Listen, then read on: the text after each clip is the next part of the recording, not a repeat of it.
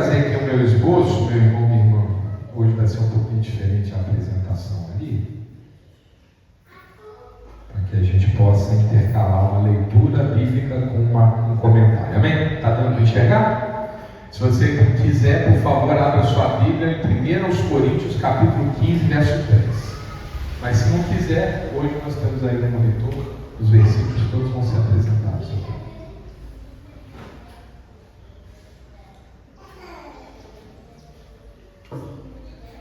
1 Coríntios, capítulo 15, verso 3. Hoje, meu irmão, minha irmã, até faço esse convite a vocês, se não fizeram isso ainda, em algum momento do dia, amém? Depois do almoço, quando estiver descansando, talvez antes de dormir, depois dos seus compromissos, leia a Bíblia. Pega o capítulo final de Mateus, o capítulo final de Marcos, o capítulo final de Lucas e os 2 últimos capítulos de João. Ali está o relato da ressurreição. Amém? Alguns falam da crucificação, depois da ressurreição, outros se dedicam especificamente à ressurreição. Para você lembrar, né, como que foram aqueles eventos tão importantes e às vezes ali escutar uma mensagenzinha que Jesus ainda tem que te falar, né? Sempre importante você consultar as Escrituras. Tá no culto é importante, pastor? Fundamental. E o devocional bíblico em casa? Fundamental. Amém? Você não tem que tomar café, almoçar e jantar? Então tem que estar na igreja lendo a Bíblia, tem que estar em casa lendo a Bíblia, tem que estar na igreja orando, tem que estar em casa orando. Amém?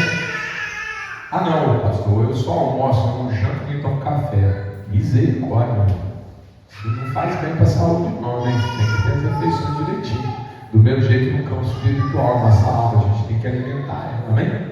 Quem está fazendo exercício espiritual está vendo que o negócio é fogo, amém? Eu estou sendo muito abençoado, muito abençoado. Espero que os irmãos também. Se tiver alguma dúvida, inclusive, procura, amém? Conversar sobre alguma nuance, alguma coisa. Amém? Estão comigo? 1 Coríntios 15, 13. Meu irmão, minha irmã, aqui o apóstolo Paulo está resumindo os eventos daquele dia, amém? Ele está resumindo. Eu trouxe essa passagem aqui porque Paulo ele faz um arco, é claro que não tem detalhes, amém? Mas ele faz um arco completo da ressurreição.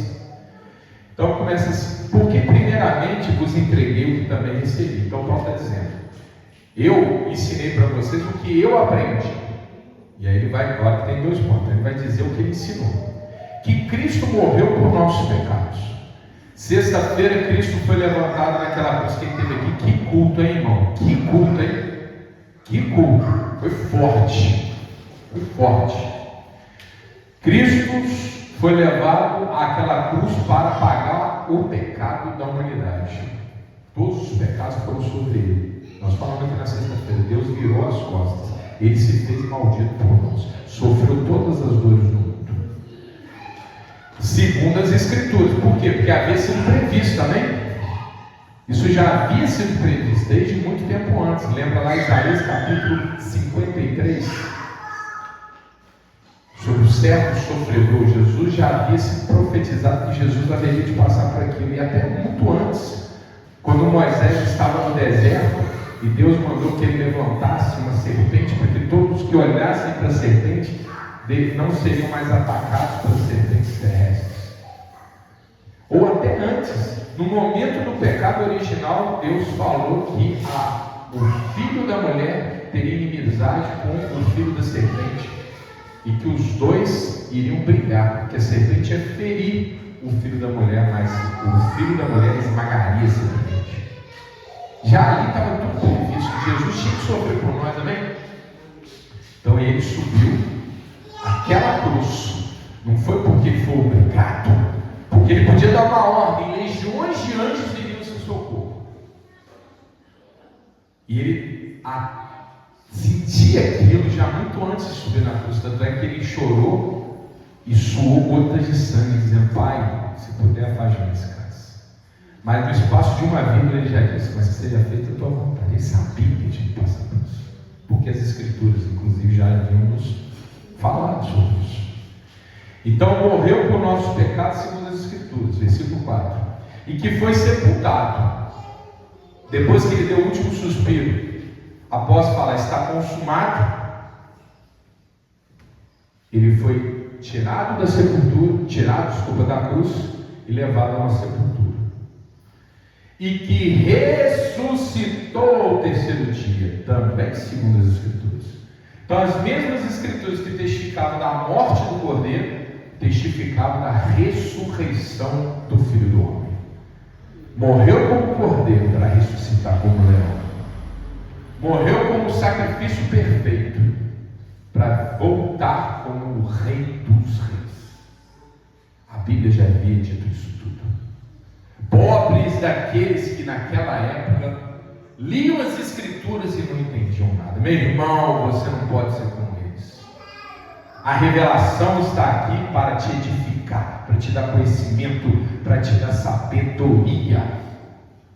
Vamos nos afeiçoar cada vez mais a ela. Vamos estar mais perto e vamos ser melhores. E aí continua. E que foi visto por Cefas. Quem é Cefas, meu irmão? Pedro, né? Aquele omite as mulheres. Por quê? Porque ele está contando um resumo, né? Ele também não fala de João. Ele está só resumindo a história. Por isso que eu falei, caso depois vocês leiam aí os capítulos finais dos evangelhos, que lá tem a história completa. E depois pelos 12. Ele apareceu para os 12 apóstolos. Depois foi visto uma vez por mais de 500 irmãos. Olha que essa informação Paulo coloca e não está nos evangelhos. Por quê? Porque os evangelhos vão até o momento, apenas ali no finalzinho, que eles rapidamente falam dos momentos que Jesus esteve ressuscitado, mas ele não explica muito detalhes. E Paulo está dizendo, olha, tem mais de 500 pessoas que assistiram esse fenômeno. Vocês já se deram conta disso? Mais de 500 testemunhas viram Jesus ressuscitado. E olha o que Paulo ainda fala, ó. Dos quais vive ainda a maior parte, mas alguns já dormem também. Então ele está aqui, quando ele está contando essa história, ele está escrevendo uma carta à igreja de Corinto também. Isso aqui aconteceu aí mais ou menos uns 30 anos depois que Jesus, menos um pouco, uns 20 anos depois que Jesus foi crucificado. Então ele está dizendo, tipo como se ele estivesse falando para os leitores: você duvida da ressurreição de Jesus? Mais de 500 pessoas viram. Procura essas pessoas lá, elas vão dizer isso. Meu irmão, não duvida, amém? Não duvida. Nesse mesmo, olha só, meu irmão, presta atenção. Paulo chega a dizer: se não crê que Jesus ressuscitou, vã é a vossa fé. Por que você está falando isso, pastor? Porque agora na era da internet tem muito comentário bobo aí. Tem gente que fala: não, a ressurreição é uma invenção, a ressurreição é uma simbologia, não é nada, meu irmão. Jesus ressuscitou, e se não tiver ressuscitado, vã é a nossa fé. Veja o que eu acabei de dizer: estes são os dias mais importantes da fé cristã, porque Jesus pagou o preço e se tornou rei. Amém? E aí continua 7. Depois visto por Tiago, depois por todos os apóstolos, e por derradeiro de todos me apareceu também a mim como um abortivo. Então ele está dizendo aqui, depois ele apareceu para todo mundo. E aí Tiago, que no caso era o irmão dele, irmão, filho de Maria, né, irmão aqui na terra, amém?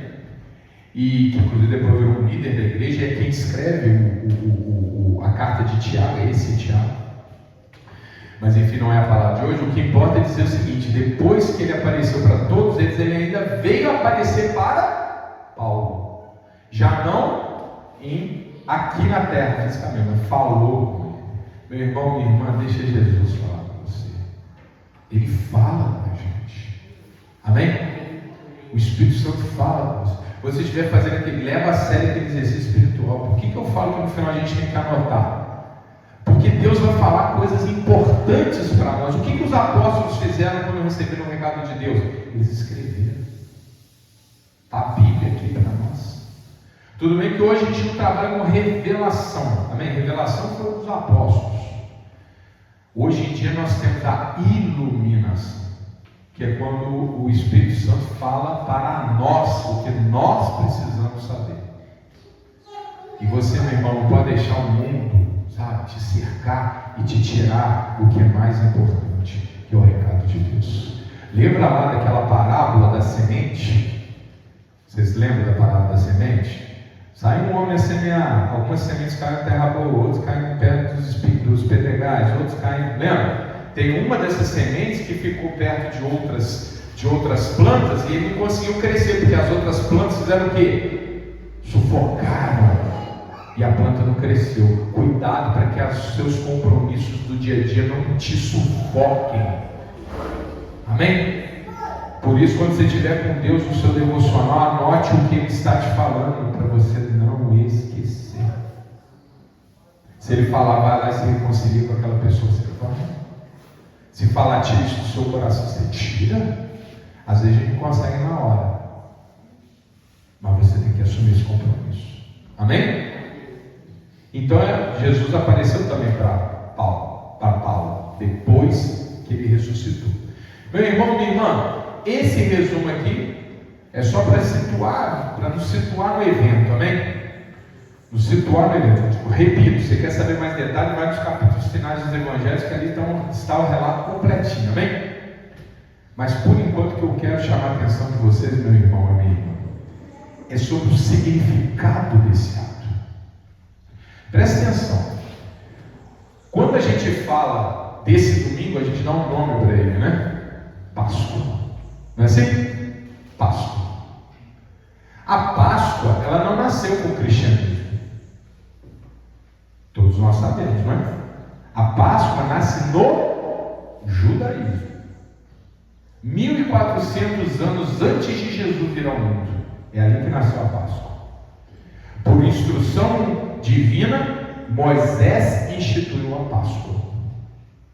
Instituiu a Páscoa com um significado para o povo judeu. Qual era o significado da Páscoa? A lembrança, e a gente pode chamar de comemoração, do dia da libertação do povo judeu do cativeiro do Egito. Todo mundo conhece essa passagem, não conhece? Moisés foi levantado, voltou para o Egito e libertou o povo judeu, não foi isso?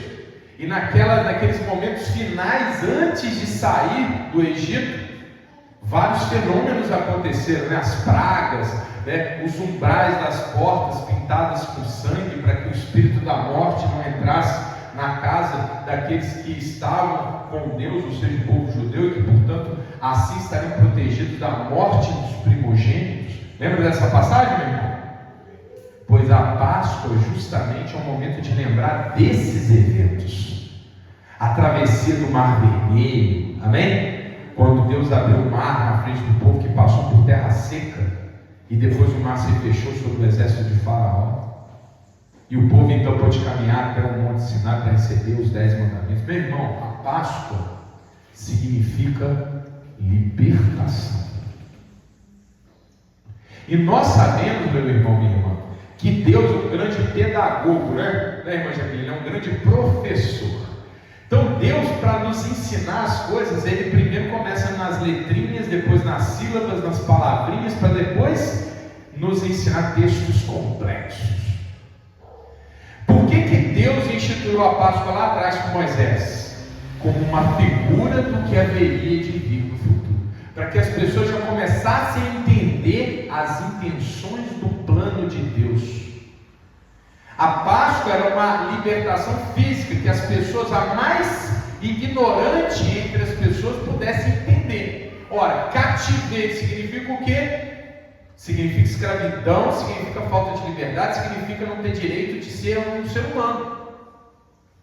E liberdade significa o quê? O fim desse jugo, o fim desse momento em que a pessoa pode novamente gozar da sua autonomia. Gozar da sua autonomia. Gozar da sua autonomia. Ou seja, ele pode escolher onde que ele vai, como que ele vai, o que ele vai fazer, amém? Todo mundo tem uma noção de que isso é uma coisa boa, não é? É ou não é? Então Deus estava ensinando para nós. Ele estava ensinando o que aconteceria. Só que ali foi uma libertação física. E os judeus comemoram essa libertação física. Mas o que Deus, na verdade, queria apontar é para uma libertação muito mais importante, muito maior, muito melhor, que é a libertação do jugo do pecado e da morte. Essa não aconteceria fisicamente, essa aconteceria espiritualmente. Amém? Essa não seria sair de uma terra e ir para outra, não. Isso significaria sair, tirar o jugo desse cara. O que é jugo? É aquilo que prende o pescoço e passar a gozar da liberdade que Deus nos deu. E que tipo de liberdade é essa? É isso que nós vamos falar hoje. Pois esse é o significado da Páscoa para o cristão. Volto a dizer, a Páscoa foi instituída para o povo judeu, como um símbolo, como uma imagem, como um beabá da grande libertação que aconteceria com Jesus. E aqui está a Páscoa do cristão. Sabe o dia da independência, 7 de setembro? Pois é, hoje é o dia da independência. Mas não a independência da pátria, a independência da nossa alma. A partir de hoje nós somos mais. Digo hoje no sentido simbólico, da data que hoje nós lembramos. A partir de hoje, nós não somos mais escravos do diabo. A partir de hoje, nós não somos mais escravos do pecado. A partir de hoje, a gente não tem mais que responder às concupiscências da carne. A partir de hoje, Jesus nos libertou.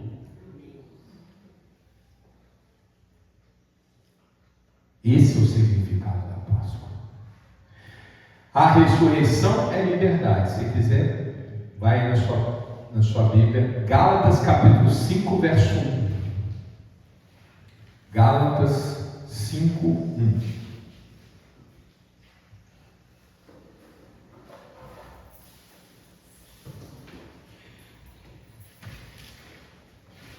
Gálatas 5, 1.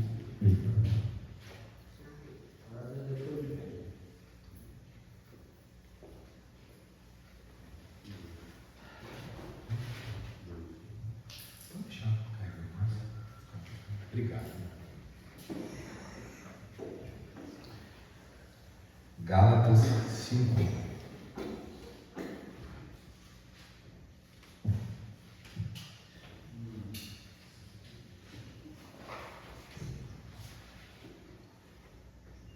Sexta-feira eu expliquei mais nessa dinâmica da libertação, né? Por que a gente precisava ser libertado, que por um homem entrou o pecado no mundo, por outro homem a pena do pecado foi revogada. Foi revogada, não, foi cumprida, né? Portanto, nós não precisávamos mais morrer. Mas aqui é importante o resultado. Todo mundo? Bem? Gálatas 5:1. Estai, pois, firmes. Vou voltar nisso aqui. Na liberdade com que Cristo nos libertou. E não tornemos a meter-vos debaixo do jugo da servidão. Meu irmão, minha irmã, atenção. Não basta entender o significado do dia. Atenção, por favor, atenção a essa palavra. Porque aqui está a fronteira entre a fé e a religião. Entre a fé e a religião, fique com a fé. Não adianta você fazer todo um ritual no dia da Páscoa. Não, mas a gente, sexta-feira a gente não pode comer carne, sábado a gente tem que fazer uma oração, domingo a gente tem que acordar mais cedo, não pode faltar a igreja de jeito nenhum, depois a gente tem que fazer um almoço. Meu irmão, isso aí é pecado? Claro que não, amém? O não comer a carne na sexta-feira, vai lá depois e lê em Romanos capítulo 14, se é para a glória de Deus, não come não. Eu não comi carne na sexta-feira também, eu não comi. Por quê? Por que o senhor não comeu, pastor? Vai para o inferno se comer? Não. Mas eu vivo num país em que as pessoas, elas lembram de Jesus e fazem um sacrifício por Jesus, não comendo carne, então vamos me juntar a elas. Porque se for para a glória de Deus, foi aquele dia que a pessoa ela vai fazer um sacrifício para Deus, meu irmão, pelo menos tem ali uma fichinha de ligação Então tem mais aqui, a gente tem mais aqui, sabe, estimular isso. É como eu já falei aqui também, se um dia eu tiver contato com um irmão, por exemplo, adventista, e ele me chamar ou me convidar para guardar o sábado com ele, eu vou guardar o sábado com ele, amém, irmão? Vou guardar o sábado com ele, para a glória de Deus, eu quero mais que ele guarde o sábado, amém? Agora não significa que eu preciso guardar o sábado, porque o meu entendimento não é o mesmo entendimento dele, amém? Se é para a glória de Deus, meu irmão, faça. Quem somos nós para nos meter entre o servo e o Senhor? Amém? Então, tudo é válido, amém? Você é com ordem e decência para a glória de Deus, bacana. Mas o que é errado é restringir a isso. É achar que a Páscoa é isso. É como no Natal, né? Tem que ter dinheiro, tem que ter ceia, tem que ter presente. É só isso? Aí está errado. Aí você não entendeu. Qual é o significado do dia de hoje sobre todos os outros significados? É que a partir de agora nós temos um compromisso com a liberdade. Não é apenas uma comemoração para dizer assim, Jesus já fez. Jesus já fez. Ele já fez a parte dele. O dia que Jesus conclui a parte dele é o dia que começa a minha parte. E é isso que eu tenho que lembrar hoje. É que Jesus já me libertou. E agora eu devo vigiar para não voltar para a escravidão. Olha essa palavra que Paulo nos traz.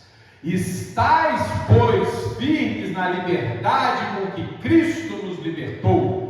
O que significa a palavra? Olha só, vamos entender. Estais, pois, firmes. Fica firme. Cristo já fez, mas você tem que se manter ali. Amém?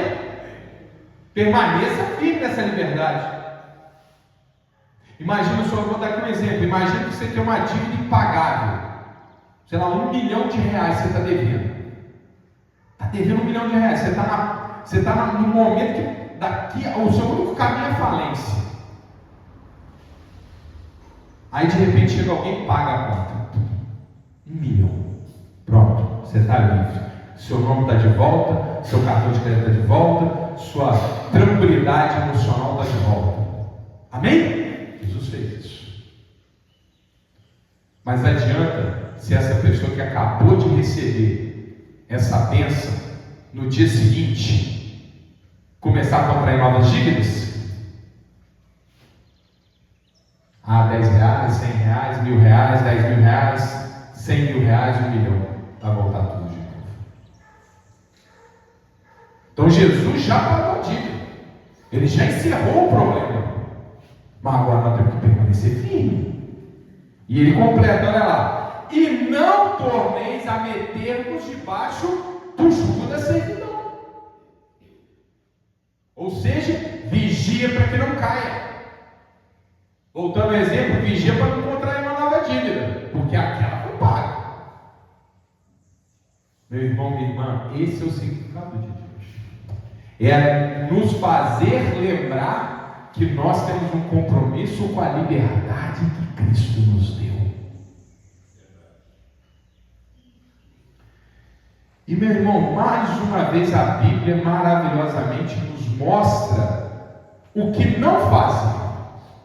Porque a Bíblia é assim, né?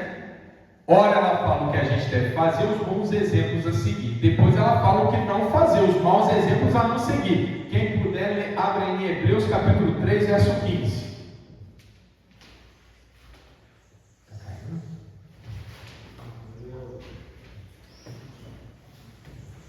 3,15. Hebreus 3,15. Quem quiser pode acompanhar na televisão.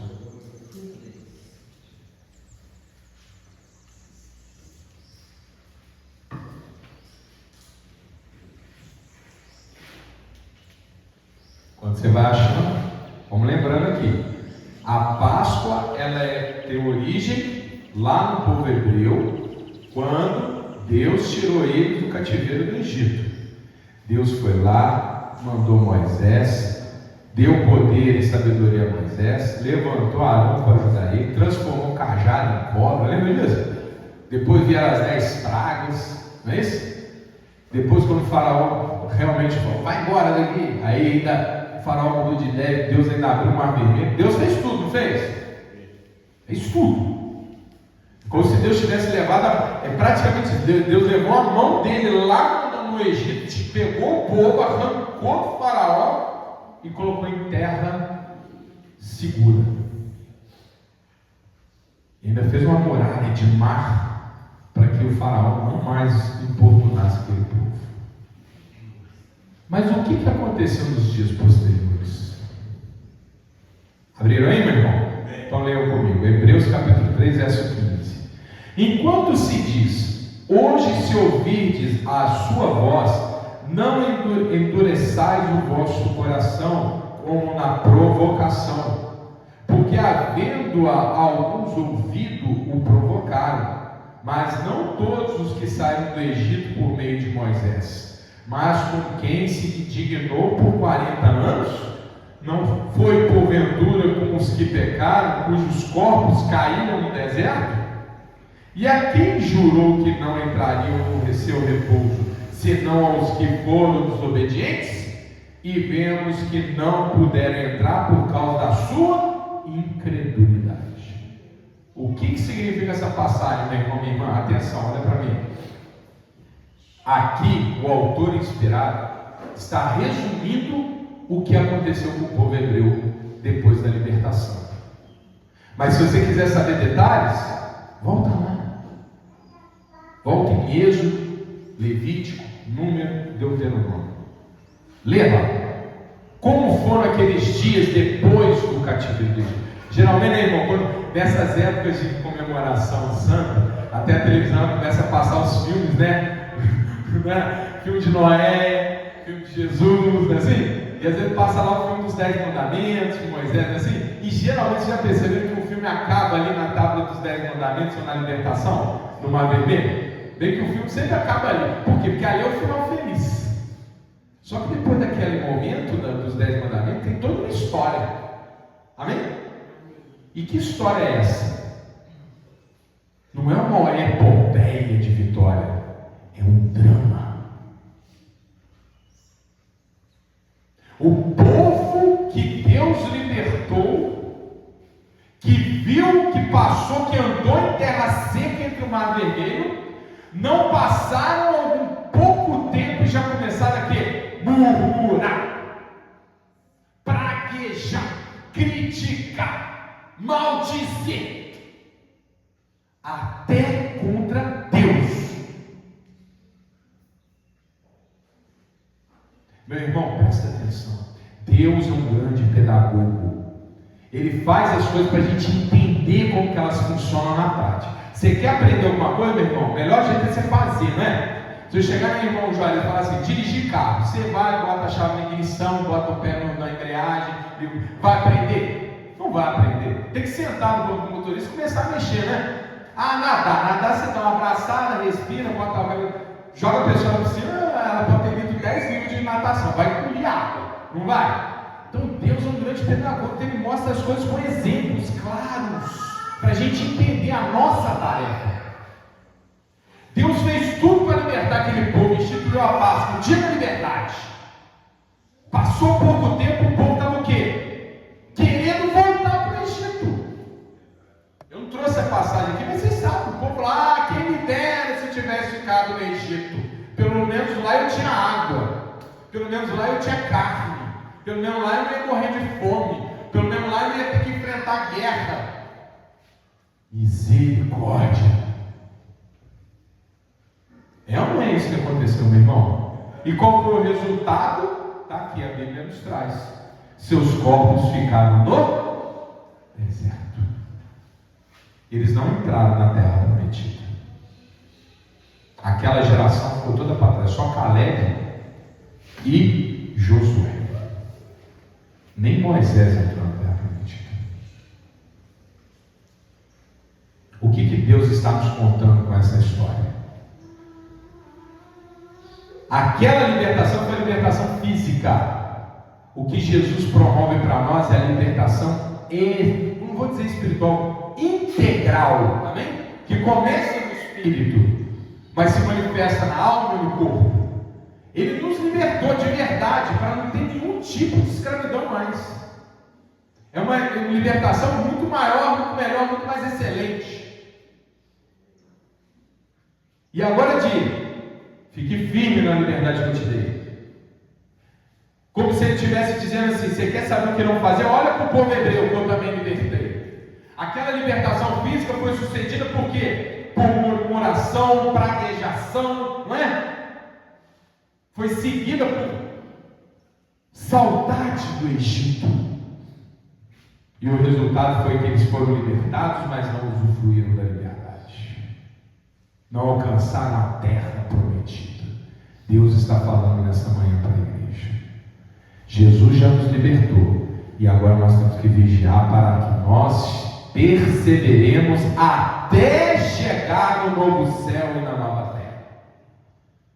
Até passar por aquele dia do julgamento, onde tudo será realmente magnífico.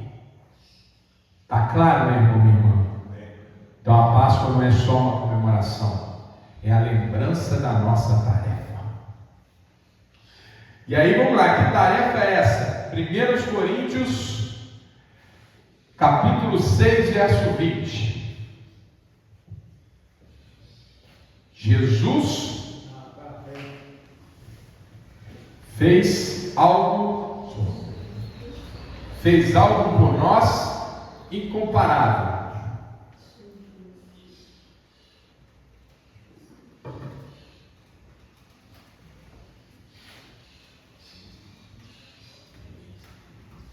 Primeiros Coríntios 6:20.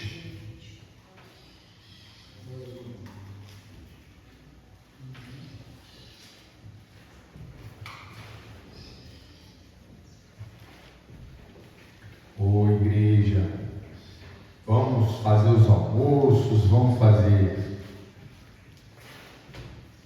a troca de presentes, a troca de chocolates, mas não nos esqueçamos do que é central, do que é mais importante. Quando vocês vão achando aí, pastor, mas eu posso presentear chocolate, eu posso receber chocolate? Irmãozinho, tudo pode com a ordem de essência. Mas aqui fica uma proposta: consagra. Amém?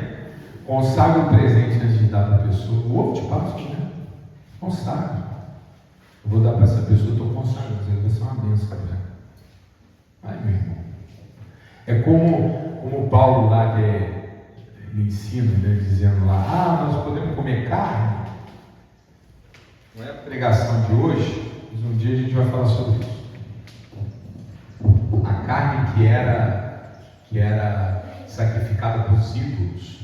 Os cristãos ficavam com medo de comer aquela carne, porque às vezes a pessoa não sabia que a carne foi sacrificada, porque o bicho era sacrificado, depois ele era disposto no açougue e era vendido. Aí o povo ficava: meu Deus, mas eu não sei se foi sacrificado, não foi sacrificado. Aí Paulo vai me dar a explicação: você sabe que foi sacrificado aí? Então não come, irmão. Que é para não causar, sabe? Aquela coisa assim, né? O povo ficar, mau testemunho. Mas você não sabe? Santifica o alimento. Amém? Santifica e come. O poder de Deus é maior do que a você. Amém? Então, meu irmão, tudo que você fizer, faça com ordem e decência, consagrando a Deus, e limpa o teu coração. Agora, se tiver alguma dúvida, o pastor está aí para isso. 1 Coríntios 6:20. Porque fostes comprados por bom preço, glorificai, pois, a Deus no vosso corpo e no vosso espírito, os quais pertencem a Deus. Agora é que é a palavra forte. Você tem valor, meu irmão? Você tem valor, minha irmã? Em você mesmo, sinto te dizer, não.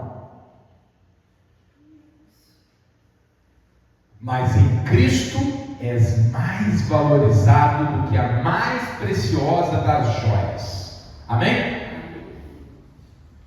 Entenda isso e você vai entender exatamente o que Deus está falando para nós nessa manhã.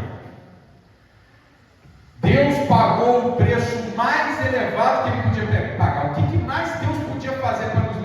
impossível. Ele deu o filho dele. Você daria o seu filho para alguma coisa, meu irmão?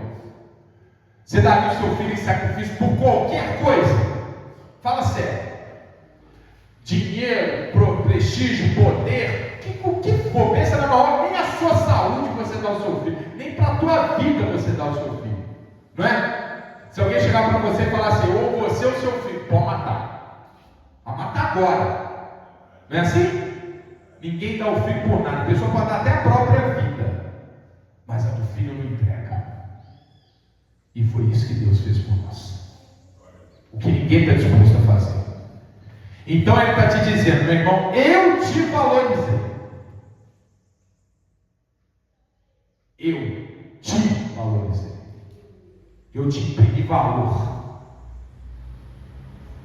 E eu te valorizei quando eu te comprei. Porque Deus nos comprou. Nós não somos dele de graça, não. Ele pagou o preço.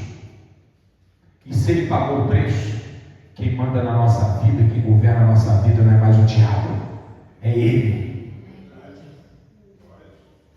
Não é mais o pecado, não é mais o desejo, não é mais o seu querer, que é maculado com Adão.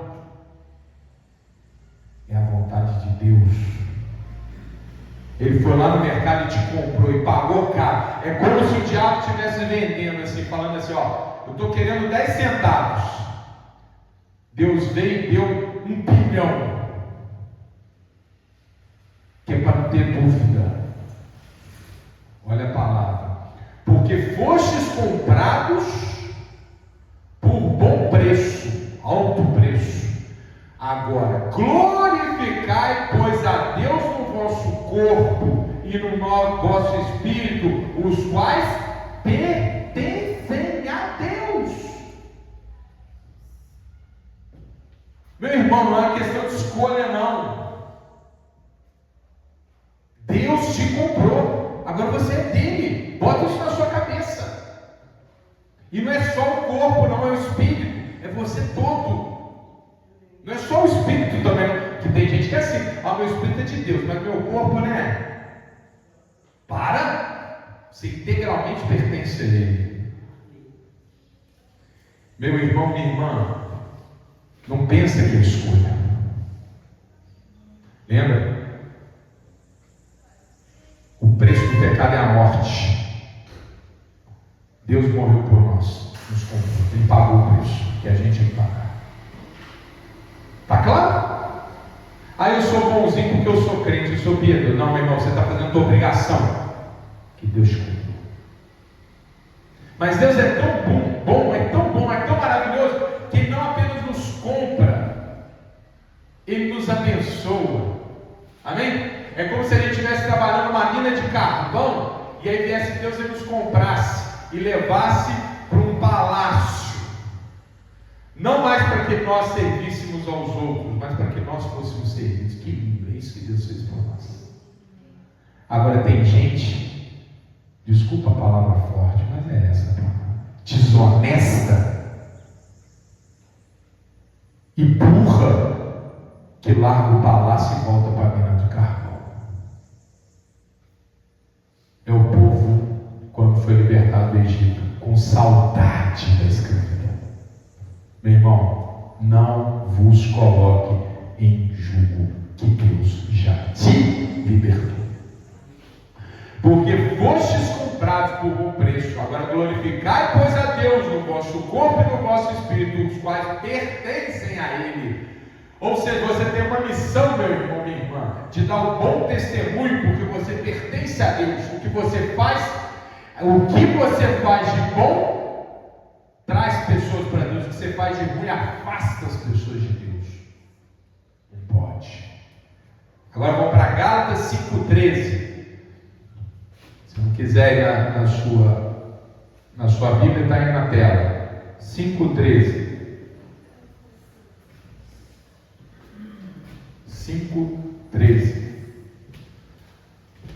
A Páscoa é a festa da liberdade, instituída pelo povo hebreu em memória da libertação do Egito, que carrega um significado de Deus que está nos mostrando o que haveria de acontecer no futuro. A liberdade da terra era uma figura da liberdade que viria a acontecer mais tarde, que não é apenas uma libertação de uma escravidão física, mas de uma escravidão integral. Uma liberdade, portanto, que não era de uma escravidão da terra, mas a libertação da escravidão do maligno. E aí Gálatas 5,13 nos diz: porque vós, irmãos, fostes chamados à liberdade, não useis então da liberdade para dar ocasião à carne, mas servir-vos uns aos outros pelo amor. Meu irmão, minha irmã, atenção, meu irmão, atenção, meu irmão. Vocês foram chamados à liberdade. Usufruam da liberdade. Não use isso como pretexto para fazer coisas erradas. Preste atenção, meu irmão. Você não precisa fazer nada. Nada. Só crer e está salvo. Nada. Você não tem nada que Deus queira. Amém? Deus não precisa de você. É tudo glória, graça e amor dele. Ele faz por nós. Ele nos liberta sem a gente ter tido nenhum esforço. Mas a partir do momento que nós somos libertados, se de fato essa fé é verdadeira, se de fato nós reconhecemos o amor de Deus na nossa vida, então nós nos sentimos obrigados a sermos pessoas melhores. Está claro? Eu não vou para o céu porque eu dou esmola, é porque eu fui para o céu que eu dou esmola. Mas, pastor, eu não estou no céu. Se você crê em Jesus Cristo, já foi libertado. Eu não vou, seguir cerimônias, festas, etc., para ir para o céu. Não. É porque Deus já me libertou do inferno, é que eu vou guardar tudo o que eu puder para a glória dele. Vou subir um monte, vou descer um monte, vou orar de madrugada, vou pregar o evangelho, vou à igreja, eu vou ler a Bíblia. Por quê? Não é porque eu fazer isso eu vou ganhar alguma coisa, não. Porque Deus já nos deu tudo que a gente precisa. Nós vamos fazer essas coisas por gratidão, para mostrar que Deus, quando Ele olhar para mim, quando Ele olhar para você, Ele olhar e falar assim: valeu a pena. Eu paguei um alto preço por esse aí, e esse aí está fazendo a diferença. Ele entendeu o meu sacrifício, ele entendeu o preço que eu paguei. Está claro, meu irmão, minha irmã? E aí vem a próxima passagem que explica exatamente isso. Olha lá. 1 Coríntios, não precisa ir na Bíblia não, vamos aqui só acompanhar no telão, olha isso aqui. Presta atenção. Porque somos feitura sua, criados em Cristo Jesus, para as boas obras, as quais preparou para que andássemos nelas. Está claro, meu irmão? Para as boas obras. Está aqui a Jaqueline, que é professora, ajudar no português aqui. Olha só, presta atenção. Eu quero carro, eu vou pagar para ter o carro. Amém? Está entendendo a ordem? Me deram o carro, agora eu vou cuidar do carro. Para as boas obras. Vocês não foram libertados pelas boas obras. Você não teve que fazer uma boa obra para ser libertado. Amém? Você faz boa obra porque você já foi libertado. Essa é a ordem. Olha lá, Jesus Cristo Jesus para as boas obras. Você foi libertado, libertou, agora faz boa obra. Amém? Essa é a ordem. E se nós tivermos essa convicção de que a liberdade é verdadeira e de que nós temos compromisso com essa liberdade, a vitória acontece. Agora, se quiser, pode abrir a Bíblia. 1 Coríntios 15, 15:57. Se você de fato tem essa convicção de que a liberdade com a qual Cristo te libertou, ela é agora a sua motivação para acordar de manhã, é a sua motivação para ir trabalhar, é a sua motivação para criar os seus filhos, é a sua motivação para ser uma pessoa melhor, para pagar os seus impostos, para ser uma pessoa honesta frente aos olhos dos outros, não deixar nada mal feito, não dar um mau testemunho, controlar os seus impulsos e tudo mais. Meu irmão, minha irmã, Deus vai te dar força para fazer isso tudo. Deus vai te dar força para acordar de manhã, Deus vai te dar força para você ir trabalhar, Deus vai te dar grandes coisas para você dar bons testemunhos, Deus vai te dar força para você controlar seus impulsos, suas emoções, Deus vai mudar o teu caráter, porque Ele levou muito a sério a tua vida quando Ele deu o Filho dele, porque Ele pagou um alto preço. Meu irmão, minha irmã, pense comigo, irmã Natasha. Você economiza durante 10 anos para comprar uma coisa. Quando você compra essa coisa, você vai dar ou não vai dar valor para ela? Porque custou caro, né? Custou muito sacrifício, não é isso? Deus deu o seu melhor por nós. Então Ele valoriza a gente. Então quando você fala assim, Deus, eu estou sendo tentado, eu preciso dar força para não cair em tentação, Deus vai te dar. Senhor, eu não estou conseguindo pagar as contas de casa, mas é para a glória do Senhor que eu preciso arrumar esse emprego. Deus vai te dar um emprego. Mas meu irmão, não seja como o povo do Egito, como o povo judeu quando saiu do Egito, que foi libertado e esqueceu. Não, se Deus te colocou agora nesse emprego, então agora você glorifica a Deus no teu emprego.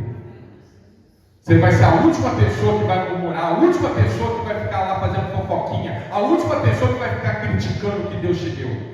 Ao contrário, se você tiver alguma coisa lá no teu coração, com Deus, eu não estou aguentando, Deus, o trabalho não é o que eu estava imaginando, Deus é aquela pessoa que está querendo me prejudicar, com Deus, o teu colega é riso, é gratidão, é alegria, porque Deus te deu isso. E aqui a gente termina com essa passagem. 1 Coríntios 15:57. Mas graças a Deus que nos dá a vitória por nosso Senhor Jesus Cristo. Portanto, meus amados irmãos, sede firmes e constantes, sempre abundantes na obra do Senhor, sabendo que o vosso trabalho não é vão no Senhor.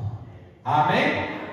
Então, meu irmão, minha irmã, para amarrar tudo, Jesus Cristo nos libertou. Deus pagou um alto preço, nos dando um valor que até então nós não tínhamos. E agora está na nossa mão manter-nos nesta liberdade. Para tanto, não podemos voltar para o Egito mais. Nós não podemos andar para trás. Nós temos que valorizar o que Deus nos deu. E se encontramos dificuldade para ser o que Deus quer que nós sejamos, e nós somos por gratidão, não é para trocar nada, nós nos voltamos a Ele e pedimos a força, a coragem, a destreza, a intrepidez, a paciência, tudo quanto for necessário.